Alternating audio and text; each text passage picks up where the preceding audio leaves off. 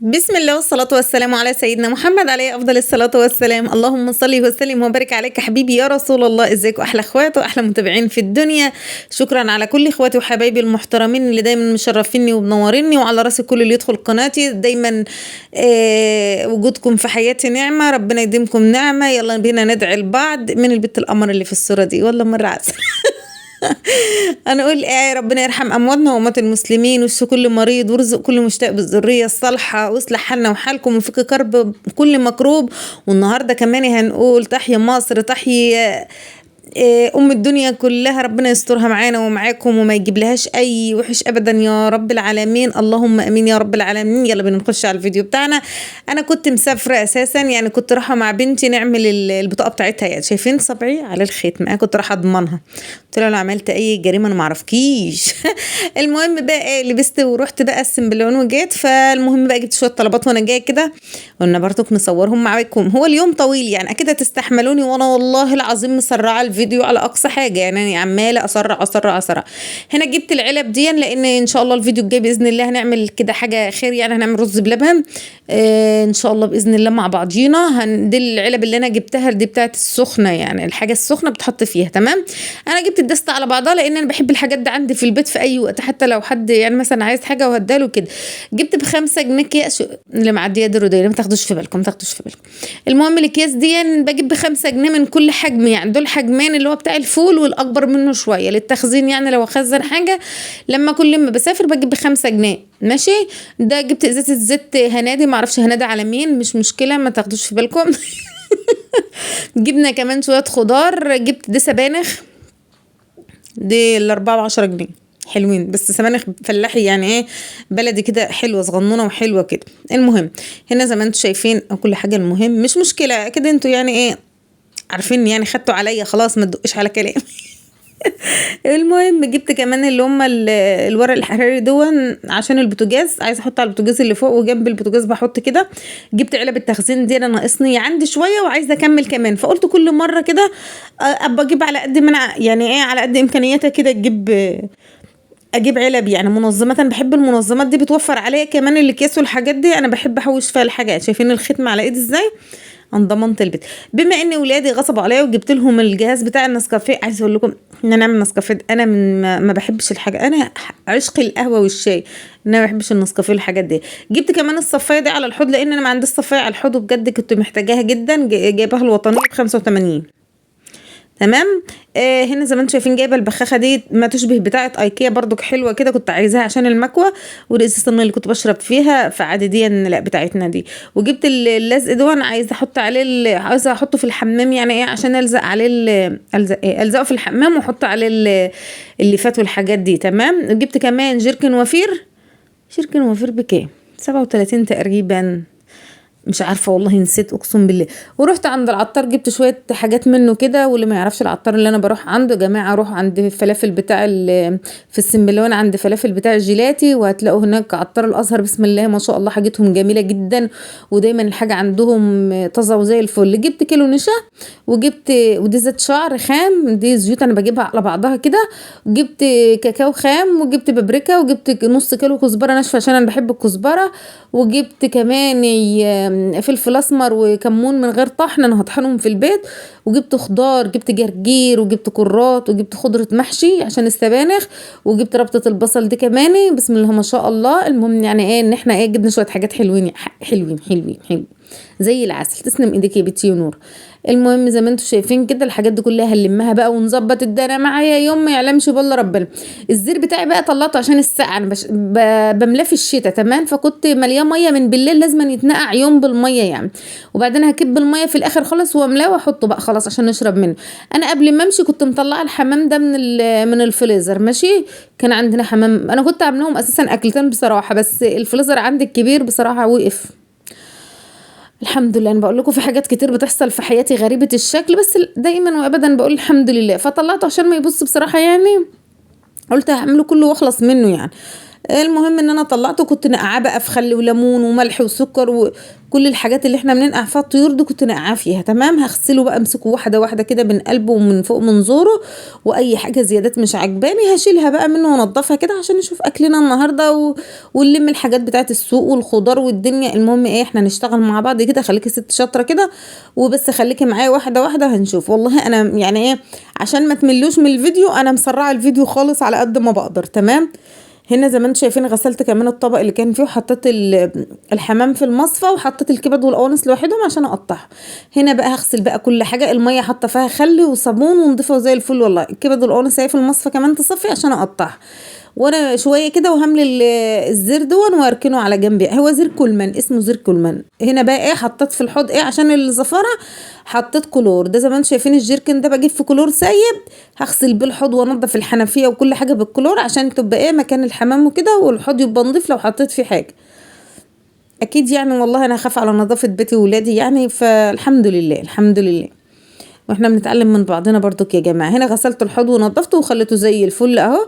يلا بينا بقى نشوف هل ولادي هيسيبهم المضرب في حاله. لازم نجربه يا ماما. طولوا بالكم يا جماعه، راحوا جابوا علبه النسكافيه من فوق البرطمان دون وقالوا لازم نجرب انا ما اعرفش اشرب حاجه ساقعه بصراحه، هم بيشربوا الكوفي ساقع، انا ما بعرفش اشربه ساقع، فقلت لهم اجرب زيكم يعني، بس الحمد لله ما شربتوش. ما بقدرش، انا ما بحبش الحاجات دي بصراحه يعني. انا جايبه لهم هم عشان هم كانوا بيحطوا في ازازه، ومن ازازه بحطوا في بيقعدوا يعملوا بالمعلقه ويوشوني. فالمهم جبت لهم الجهاز دون اهو، حطوا شويه ميه، قلت البسمله اعملي انت بقى، انا مش عامله، انا ورايا شغل، كان ورايا شويه مواعين على الحوض. رحت اغسل فيهم، وهي بقى ايه بسمله جت تعمل الكوفيه تعمله ساقع لها، وانا غليت اللبن لي. قلت لا عجبني ساقع ولا عجبني سخن بصراحه. كل واحد وله بصراحة، كل حاجة لها ذوق يعني، كل واحد الأكل دي أذواق والشرب أذواق وكل حاجة في الدنيا أذواق ماشي. فأنا بصراحة ماليش لا في الكابتشونو ولا في الكابتشونو، خلي بالكم من الكابتشونو ده، لا في الكابتشينو ولا في النسكافيه برغوة، ولا برد ولا سخن ولا أي حاجة خالص. أنا ممكن أشرب كوباية شاي، اشرب قهوه وساده كمان يعني. انا ما هي بقى مبسوطه من الفوم، تعمل فوم لحد اساسا. هو الفوم برضك لما بيبقى كتير قوي بيبقى اوفر زياده عن اللزوم اهو. دي الكوبايه بتاعتها هي هتعمله بارد. تمام، بس هو الجهاز بسم الله ما شاء الله يعني اهو، بسم الله ما شاء الله. هي تفضل بقى تحط لبن ساقع كده وتقلب وعايزه بقى ترسم لي قلب وترسم لي عصفوره ووزه ومعزه، قلت لها خلاص. انا بقول لكم الصراحه يعني، انا ست صريحه ممكن اقرا بالصوت قدام الكاميرا، عايزه اخلص شغلي. وبعدين انا شوفي سافرت وجبت طلبات وجبت، انا مخلصه الاكل اساسا متاخر وهم جم من الدروس يعني، بجد كان الوقت معايا يعني. الحمد لله عدت على خير يعني، والحمد لله اتعشوا، لا حقوا يتعشوا يعني. المهم دي الكوبايه بتاعتي بقى عشان انا غليت اللبن، فهي قالت لي ايه خلاص انا هعمل لك كوبايه بقى، المج ده بتاعي اساسا ماشي، فبحب اشرب فيه قوي. فالمهم قلت لها لا يا حبيبتي انت مش واخده المج بتاعي عشان عليه البت الحلوه عارفين مدام نظلي او انتوا فاكرين بكيزه وزغلول، هي دي مدام بكيزه عليه، مكان مدام بكيزه بالطربوش بتاعها. المهم عملت لي الكوبايه اساسا، وانا الحمد لله ما شربتهاش وما حبيتهاش. قلت لها هاتي يا بنتي مندوق، يا ريتني ما دقت. انا ما بكرهكوش والله، بس ده اذواق، انا عارفه الناس بتحبه جدا، وانت عارفين الشباب بقى اليومين دول والعيال بتحب الحاجات دي، انا ماليش فيها أنا. المهم بقى وقفت قطعت الكبده لوحدها والقوانص لوحدها، وجبت شويه زيت بقى عشان ايه نعمل خلطه الرز بتاعت الحمام وننجز بشغلنا ونشوف مصالحنا، بلا كابتشينو بلا ما بتشينو بلا نسكافيهات، سيبوهم هما ينسكفوا مع نفسهم. قلت قومي يا بنت شدي حيلك كده واعملي لعيالك ياكلوا وخليكي ست نشيطه وشاطره وزي الفل. المهم حطيت شويه زيت، والحمام بيحب يعني الرز بتاعه عشان يبقى مفلفل يعني ايه، نحط شويه زيت شويه كتور يعني. المهم هنا كنت فرمت البصلتين. بتقول لي شوفي صبعي في الختم، بقول لها الختم راح يختم من غسيل المواعين. المهم ايه بقى، المهم ان انا واقفه بقى ايه، وانا واقفه قطعت زي ما قلت لكم الكبده والقنص.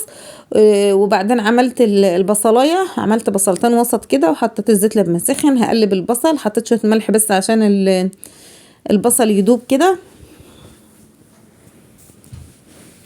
اهو زي ما انتم شايفين. هقلب البصل بس لما يدبل كده، وبعدين هحط القوانص الاول وبعدين الكبده. بسم الله الرحمن الرحيم.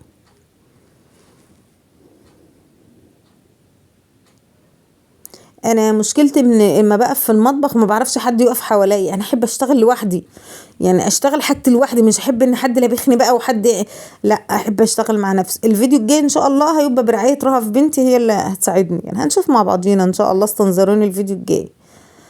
هنا زي ما انتوا شايفين حطيت القوانص الاول، وبعدين سبتها كده 5 دقايق، قصدي بتوع الحمام يعني صغننين. وبعدين رجعت حطيت الكبده تاني، وبعدين هنا حطيت هحط بقى البهارات. اهم حاجه في الرز بتاع الحمام بصراحه يعني القرفه. هنا حطيت قرفه، حطيت ملح فلفل، حطيت كزبره ناشفه، حطيت 7 بهارات اهو، حبة بابريكا، البابريكا الغريبة اللي بتحمر دي، بس هخلصها برضك اهو.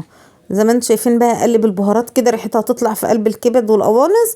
وبعدين انا كنت مخرطه فلفل، ده بقى اختياري، يعني عايزه حابه تحطيه حطيه، ما حدش بيحط فلفل في الخلطه دي، بس انا بحب انا بحب الفلفل، وانا هحط فلفل، فانا حطيت فلفل. انا كنت غاسله الرز وسبته ينشف، احط الفلفل 5 دقايق بس، حطيت شويه شطه كمان عشان لما بتبقى حاميه كده بتبقى حلوه. المهم حطيت كمان الفلفل زي ما قلت لكم، هسيبه بقى الفلفل 5 دقايق بس كده لحد ما يدبل شويه كده، وبعدين هحط الرز. هنا بقى خلاص جبت الرز وحطيته، هقلبه شويه كده برضك لحد ما ينشف كده ويشفشف كده ويخرط زي ما بيقولوا. بعدين نحط القعد بتاع، حطيت الملح العادي بتاع الرز، بسم الله ما شاء الله اهو. هقعد بقى اقلبه كده لحد ما يشرب من الكبد والقوانص والبصلايه، ويبقى كله لون واحد كده. وبعدين خلاص هجيب له شويه ميه، احط القعده بتاع، مش هحط القعده كامل، ومش هسوي الرز كامل، الرز هيستوي نص تسويه كده اهو. هنا بقى بعد شويه انا قفلت الكاميرا وقعدت اقلب فيه شويه كده، وبعدين هجيب اهو بسم الله الرحمن الرحيم، هجيب الميه، بسم الله الرحمن الرحيم.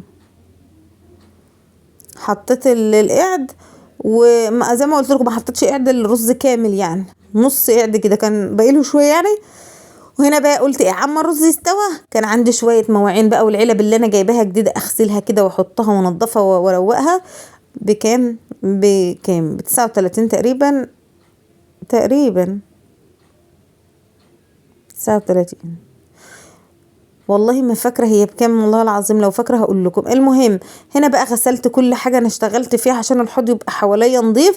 وزي ما قلت لكم قلت بقى اغسل العلب الجديده كمان، عشان لو عوزت احط فيها حاجه احط فيها على طول تبقى نظيفه وزي الفل تمام اهو، بسم الله ما شاء الله. والمصفى بقى اللي كان معرفش المصفى دي كان فيها ايه. المهم يعني ان احنا غسلنا كل حاجه ونضفنا الدنيا، واغسل كمان الصفايه اللي انا جايباها عشان احط فيها المواعين اهو، بسم الله ما شاء الله. زي ما قلت لكم دي تقليد ايكيا، بس انا مش لاقيه بتاعه ايكيا اللي الناس بتجيبها دي، فجبت دي حلوه وزي الفل وجامده والله وحلوه، ولها الصينيه بتاعتها دي حلوه وزي الفل اهي. هشطفها بقى برضك واحطها على الحوض، عايزه اجيب واحده للحوض اللي فوق والله، بس حلوه بتلم المواعين اللي على الحوض وكده.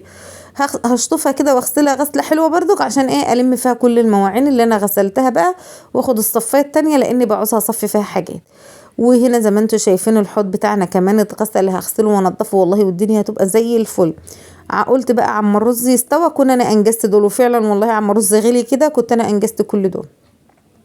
خلي بالكم ان الرز بيغيب شويه، لان انا مش حاطه ميه سخنه، ميه بارده، فبيغيب شويه في الغليان يعني. فقلت انا انجز بقى الحوض كده مع نفسوياتي اهو، زي ما انتم شايفين كده بالظبط. هنقل برضك وانا واقفه هنقل الحاجات في المصفى الجديده، واخد المصفى التانية عشان اغسلها. كنت انا في الوقت ده اساسا وبنتي بتعمل نسكافيه، كنت انا اساسا غسلت الزير ومليته وحطيته، نزلت الميه اللي فيه بقى وقمت غسله وحطاه. هنا بقى نقلت كل حاجه على المصفى الجديده، واخد المصفى التانية دي.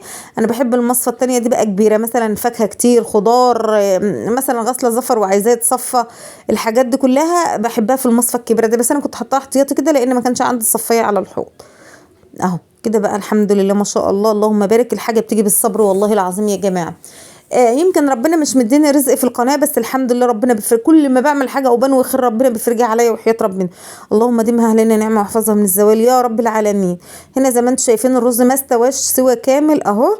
هاخد بقى الرز عشان احشي الحمام، كنت اتاخرت اساسا وولادي خلاص يعني، رافقه كانت قاعده جنبي. خلصت يا ماما؟ حاضر. خلصت يا ماما؟ حاضر. لازم انا اسيب شويه رز كده في الاخر عشان هم بيحبوا ياكلوا كده. المهم ان انا خدت الكميه دي، وهيفوت شويه برضو عشان هكملهم سوا لهم. هكملهم سوا، هم بيحبوا ياكلوا، بيحبوا رز الحمام ده تمام يعني. المهم خدت الحمام والله، والرز كان سخن، بس هعمل ايه غصب عني يعني، عشان تعرفوا ان احنا يعني امهات بنستحمل عشان ولادنا. انا عايزه اقول لكم ان الرز كان سخن جدا جدا، وانا مضطره ان انا احشي يا دوبك عما يستوي واحطه انا ما بسلقش الحمام يا جماعه، قليل لو سلقته، انا بحب اعمله صينيه في الفرن، بيريحني وسريع العمايل يعني. هنا زي ما انتم شايفين الحمامية ما بتكونش مليانة، شوفي يا دوبك كده بتمسحها بايديكي كده اهو، عشان ايه تبقى حلو. هو اساسا كان في كام حمامية مفتحة كده، بس مش حشتهم برضو، حتى الرز اللي بيطلع منهم حتى لو طلع بيتاكل بيبقى مستوي زي الفل. المهم زي ما انتم شايفين كده الحمامية اهي، احشي معاكم حمامتين واقعد على الترابيزه بقى عشان رجليا وجعتني من الوقفه. هقعد انا احشي بقى الحمام كله مع نفسي. تمام تمام، بألف هنا يا رب الكل من كل منه. هنا زي ما انتم شايفين اهو الحمام ده اهو من عندنا يعني، بس انا بعت الحمام بقى يعني يلا الحمد لله. عندنا كام حمامية على السطح كده، مش عارفه هيطلعوا ولا لا، ربنا معاهم واتنين ملايكه. المهم المهم بقى ان انا اقعد احشي الحمام كده مع نفسويات. انا حشيت معاكم اتنين اهون، وفي ناس بتشيل الرقبه من جوه برضو براحتك، اللي بتحبيه اللي انت عايزاه اعمليه، اللي شايفاه مصلحه ليكي واحسن ومريحك اعمليه، لا بنغصب على حد ولا بنقول لحد اعمل زينا ولا مش زينا. اهو زي ما انتم شايفين كده اهو، بسم الله ما شاء الله الحمامه بقت زي الفل. يلا بقى انا هكمله وارجع لكم تاني. هنا زي ما انتم شايفين انا عملت السمره اللي في الحمامه دي، القنصه او الكبده يعني. المهم غليت ميه زي الشوربه كده. الحمام ده سبحان الله شكل المنبر ما تحط عليه الميه السخنه بيقوم كامش في بعضه كده. هنا زي ما انتم شايفين حطيت الحمام كله هو، وحطيت له الميه. هحط بقى الطلبات اللي هي مثلا زي الشوربه كده يعني، هحط فلفل اسمر، هحط حبهان، هحط ورق لوري. رأف هتناولني الورق اللوري. هحط كام ورقه لوري كده، حط كمان شويه ميه. الميه بتكون نص الحماميه بالظبط، لان الحمام بينزل ميه عشان الرز ما يعجنش، فهو نص الحماميه كده بتحط الميه. وبعدين احط الملح اللي هو القعد او يعني الحدوقيه بتاعت الشوربه او الحمام يعني. والمهم هغطيه واولع، انا كنت مولعه الفرن يسخن، وهحطه في الفرن، وكان الله بالسر العليم بقى، كل شويه هروح اشوفه وخلاص. المهم بقى الخضار اللي انا كنت جايباه من السوق مع شوفوا رهف، كنت سويت الرز كمان بتاع الحمام وهي عماله تاكل فيه، سيبكم منه. المهم السبانخ نضفتها، والبصل نضفته، والجرجير نضفته، والخضره المحشي وده ايه كرات. تمام. هجيب بقى اكياس، لو غسلت الخضره، البصل ده لو اتغسل واتحط في التلاجة يبقى زفر. تمام. المهم ان انا جبت اكياس، وقلت لما اجي اطلعه هقوم غسلاه، والكرات كمان اهو عشان ايه ما اقعدش انشف فيهم كتير واسيبهم للصبح يبوظوا. شلت كل الورقه الوحشه اللي فيهم عزكم الله. وبعدين ايه هحط الخضار في كيس، بس اللي هقطعها اقطع السبانخ وخضره المحشي وهحطهم في الحله، ولما اجي اطبخ ما اسيبهم يوم ولا حاجه كده وهطبخها ان شاء الله. انا خرطت السبانخ وعلى الخضره بتاعتها، هحطهم في الحله دي، مش هغسلها، هحطهم في التلاجة، ولما اطلعها بقى هقوم ماسكاها غسلها ومنضفاها ومخليها زي الفل.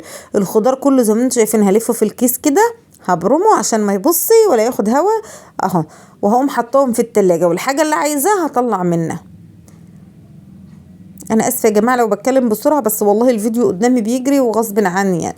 اهو كده زي ما انتم شايفين خلصت الخضار بتاعي، ولميت الحاجات اللي انا جايباها من السوق، والدنيا زي عايزه اقول لكم ان هو بيغلي، ولادي واقفين عايزين ياكلوا، قلت لهم بس شوفهم لما بشيلها بطنها تتقطع. المهم ان انا كده ايه هرش عليه بقى، كنت مقطعه له خضره محشي، والمفروض ان انا كنت رايحه مشوار فمستعجله، هنهي معاكم الفيديو اهو، وهغطي عليه يهدى شويه، وبعدين احط لهم ياكلوا بقى. كان عندي شويه حاجات في التلاجة كده جنبه وهناكل. المهم زي ما انتم شايفين بسم الله ما شاء الله الحمام متحمر من فوق ومن تحت وزي الفل، والدنيا ايه فل شمعه منوره. والانسه رب بقول لها عايزه تاكلي، بتقول عايزه تاكل حمام. ماشي يا اختي. المهم اتمنى الفيديو يعجبكم، واتمنى من كل قلبي يا ربي كل حاجه تعجبكم، والسلام عليكم ورحمه الله وبركاته.